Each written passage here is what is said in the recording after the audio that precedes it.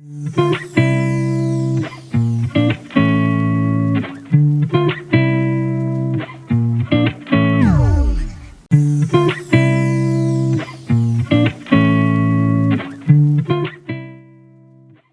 je m'appelle Arnaud Menson et j'habite à Rennes et je suis indépendant et je travaille dans le management et j'accompagne les gens.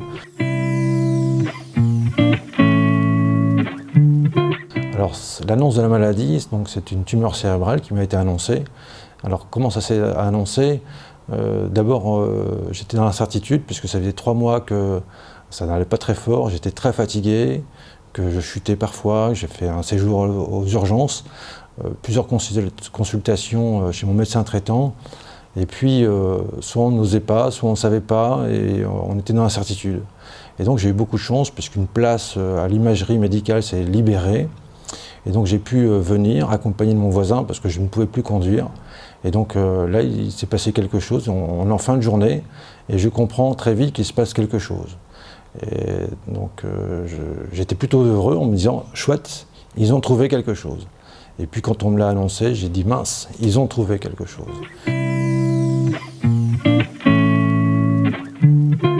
Donc, je ne savais pas ce que c'était qu'une tumeur cérébrale, et puis tout a été très très vite.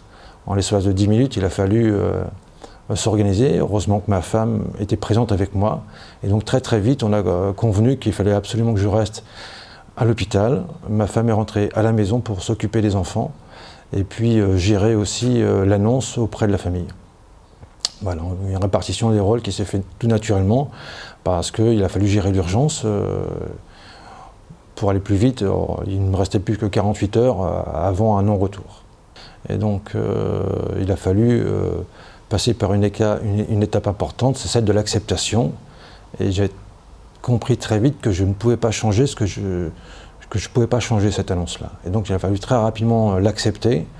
Et puis ma famille étant assez éloignée, il a fallu que je leur annonce moi-même. Je ne voulais pas que ce soit ni un médecin, ni ma femme d'annoncer ça à mes parents.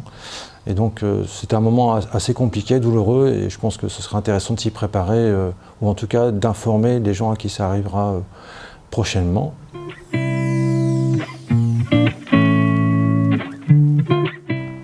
Le réveil s'est très très bien passé, accompagné par une équipe solidaire qui a su jouer collectif, chacun jouait sa partition, et puis ensuite l'annonce du traitement. Le traitement, c'est-à-dire une chimiothérapie me concernant, une chimiothérapie assez musclée, hein, mais ça ne me faisait pas peur du tout. Et très très vite, j'ai compris qu'il fallait que je mette de côté tout ce qui m'embêterait pour me consacrer uniquement à ma reconstruction. Et donc j'ai choisi le fait de ne pas subir mon traitement.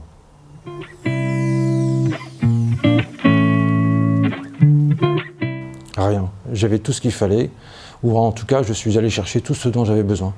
J'ai une famille très proche, il y a beaucoup d'amour dans la famille, d'acceptation, on a tous joué collectif. Et puis, il n'y a pas seulement mon cercle familial, il y a aussi mon cercle amical, et puis le cercle des aidants, ou des soignants en tout cas, où j'ai trouvé que chacun jouait sa partition. J'ai compris qu'il ne fallait pas attendre pour avoir de l'aide, il fallait pouvoir la chercher.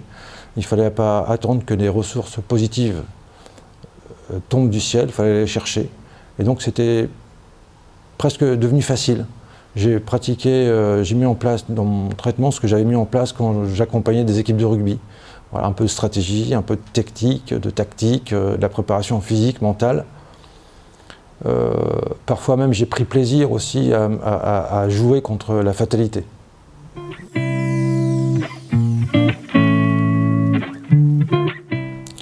Qu'est-ce qui m'a aidé? Alors beaucoup de choses de manière globale. L'acceptation, le fait de ne pas subir, j'ai déjà dit, mais on peut choisir sa route. La philosophie m'a beaucoup accompagné. Et puis le fait d'avoir un chemin clair, une feuille de route. Accepter le champ des émotions parce qu'on est submergé par les émotions. Pendant 6 mois, j'ai pleuré 10 fois par jour. quand je mangeais un carré de chocolat, quand je buvais un verre de vin, quand je voyais un ami que j'avais pas vu depuis longtemps, quand je recevais un coup de téléphone, je pleurais tout le temps. Je pleurais quand une infirmière m'apportait un verre de jus d'orange pendant mes soins. Voilà, j'étais très très émotif. La vie était devenue incroyablement merveilleuse. Alors après, il y a ce phénomène d'habituation aux émotions, et puis ça va mieux, quoi. Mais voilà, j'avais accepté ça, il était hors de question que je me cache, juste parce que j'étais heureux d'entendre une chanson, heureux de voir un film, heureux de regarder mes enfants m'annoncer des bonnes nouvelles, heureux d'avoir appris que j'étais grand-père aussi jeune, heureux d'avoir pu marier ma grande fille. C'était incroyable. En fait, j'ai eu la chance aussi d'avoir gardé contact avec ceux qui m'ont soigné. Et j'ai envoyé un message au chirurgien. On peut dire qu'il ne m'avait pas seulement sauvé la vie, il m'avait aussi permis, par exemple, d'être présent le jour du mariage de ma fille. Pardon. Et donc en fait, le soin, c'est ça, c'est de pouvoir jouer les prolongations. Ouais, ça c'est important, ouais. Et puis, pendant ce soin-là, avant, pendant et après, il y a une ressource qui est très très importante, c'est celle de l'amour. Je ne mesurais pas à quel point ce sentiment pouvait être aussi puissant. Alors c'est l'amour de soi, l'amour des autres, l'amour qu'on reçoit, l'amour de ce qu'on fait, l'amour de ce qu'on pratique, l'amour qu'on voudrait donner ou partager. C'est un levier incroyable. Alors il peut s'exprimer de différentes manières, mais en tout cas, moi il m'a vraiment aidé. J'ai vraiment eu cette chance-là. Je l'ai compris, j'en suis très heureux, et il ne faut pas rougir de ce mot-là, quoi. On a un langage universel, c'est nos émotions, nos sentiments. Vous savez, c'est une phrase de Paul Valéry qui nous dit les gens se distinguent par ce qu'ils montrent, mais on se ressemble tous parce qu'on cache. Voilà, donc on n'a pas à rougir de nos émotions, de nos sentiments, de notre fragilité. C'est un point commun, et c'est d'ailleurs ce qui crée une connivence quand nous, les malades, on se rencontre. Très très vite, en quelques minutes, se crée une connivence, une complicité, on se comprend tout de suite, parce qu'on n'a pas peur de maquiller, de travestir nos émotions. On est tous passés par cette case de la peur, et on a tous envie de jouer les prolongations ensemble, en tout cas, d'appeler un rappel. Donc c'est plus facile, voilà. C'est devenu plus facile après. Ouais, c'est un peu ça, ce que j'ai retenu, c'est ça. On se ressemble parce qu'on cache.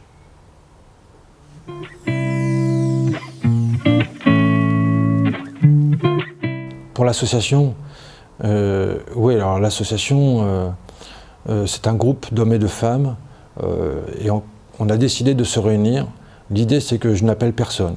Ce sont aux gens de faire la démarche de me téléphoner pour me dire ce qui leur arrive et évoquer de manière orale leurs craintes. Évidemment, je les écoute, je les comprends, puisque j'ai partagé les mêmes. Et si j'ai décidé de poursuivre, c'est pas une mission, voilà, c'est juste un partage. C'est pour dire à celles et ceux qui me contactent qu'ils ne sont pas seuls. Parce que ça fout la trouille. Et on ne sait pas de quoi demain sera fait, on ne sait pas si ça va aller vite, pas vite, si ça sera difficile. Et donc voilà, c'est juste pour dire à ceux qui m'appellent qu'ils ne sont pas seuls, qu'ils peuvent se faire aider, qu'ils peuvent aussi faire leurs propres choix et qu'ils ont en eux beaucoup plus de ressources qu'ils ne le pensent. Voilà, chacun a ses propres vertus, ses propres ressources. Et là, ils sont face au pied du mur, et bien, les gens se révèlent. La maladie, c'est un révélateur, c'est un accélérateur d'expérience, un accélérateur de vie. Et donc, il faut l'accepter. Alors ça prend du temps, hein, ça ne se fait pas en un claquement de doigts, il faut quelques jours, quelques semaines, pour d'autres plusieurs mois. Mais ouais, c'est un accélérateur et qui nous fait comprendre que la vie, elle peut être aussi capricieuse que merveilleuse. À nous de les accepter du même front. Voilà, soit on les accepte, soit on les refuse, mais si on les refuse, on va perdre. Donc on est contraint d'accepter ce qu'on ne peut pas changer. Toujours est-il qu'on peut choisir sa façon d'affronter son combat.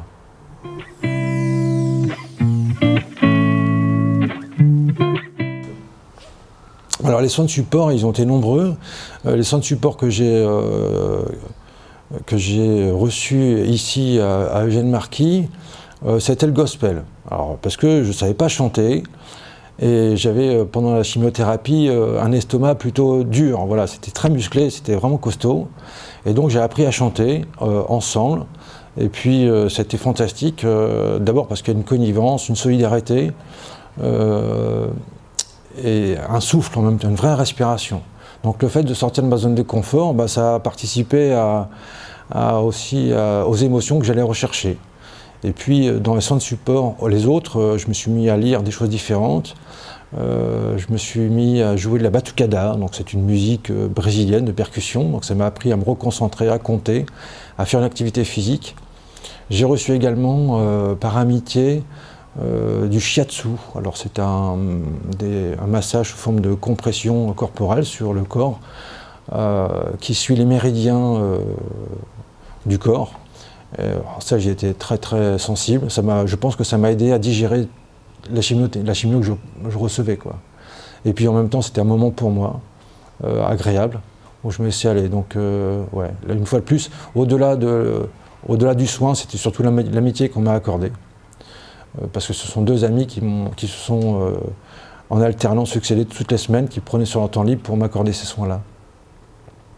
Donc j'ai chanté, j'ai fait de la musique, et puis pour préparer le mariage de ma fille, j'ai appris à danser, parce que gauche-droite c'était compliqué, main gauche, main droite c'était compliqué, donc apprendre à danser le rock'n'roll avec ma femme pour préparer le mariage de ma fille, ouais, ça c'était un peu copieux, je me suis beaucoup amusé. Je ne suis pas un grand danseur, je ne le serai jamais, mais j'ai compris quand même que la maladie, la chimiothérapie, puis ma tumeur, qu'on appelle Simone, parce que tumeur c'est pas terrible comme nom, je pense qu'ils auraient pu trouver mieux, donc on l'a prénommée à la maison, et Simone c'est plus sympa que tumeur d'ailleurs. Donc je sais que Simone est toujours présente, qu'elle veille sur moi aussi, et j'ai compris que parfois l'excédent d'informations pouvait me perturber. Donc je fais le tri dans mes informations et ça va bien. Ça va pas trop mal. Au début c'était compliqué, maintenant ça va plutôt bien. Et j'ai l'impression de revivre pas normalement, parce que mon regard a changé, parce que mon écoute a changé, ma sensibilité a changé. Mais si les gens ne sont pas au courant, ils ne peuvent pas savoir par quoi je suis passé. Voilà. Et ça me rend très heureux.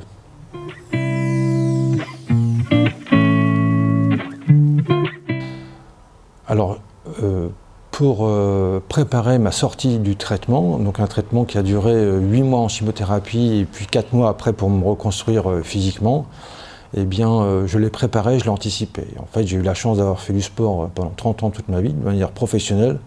Et donc en fait, j'ai géré ma chimiothérapie un peu à l'image d'un championnat de sport, avec des ressources, un peu de stratégie, la gestion du temps, la gestion des efforts. Et surtout, j'ai compris qu'il fallait absolument que je récupère physiquement et psychologiquement.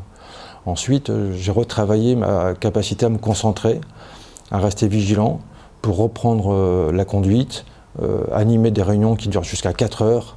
Et puis, donc je me suis réentraîné. J'ai eu une vraie gymnastique cérébrale. J'ai repris l'activité sportive sans tarder. Parce que pendant la chimio, là, j'ai pris cher quand même. Les globules rouges étaient descendus plutôt basses et je ne pouvais plus trottiner. Même courir après le bus, quand je le ratais, c'était pas possible. Monter les escaliers du métro, c'était pas possible. Et donc petit à petit, je me suis mis en train. Alors mon passé de sportif m'a vraiment beaucoup aidé, bien entendu. Mais j'ai fait preuve de patience. Et d'ailleurs, c'est ce que le traitement m'a appris. Et je comprends aujourd'hui pourquoi on appelle les patients des patients. On passe un paquet de temps dans la salle d'attente, on passe un paquet de temps à attendre les nouvelles, on passe un paquet de temps à attendre nos résultats, et on passe un paquet de temps aussi à attendre des meilleurs lendemains. Donc on apprend la patience. Voilà, c'est un traitement qui est plus vertueux finalement qu'autre chose.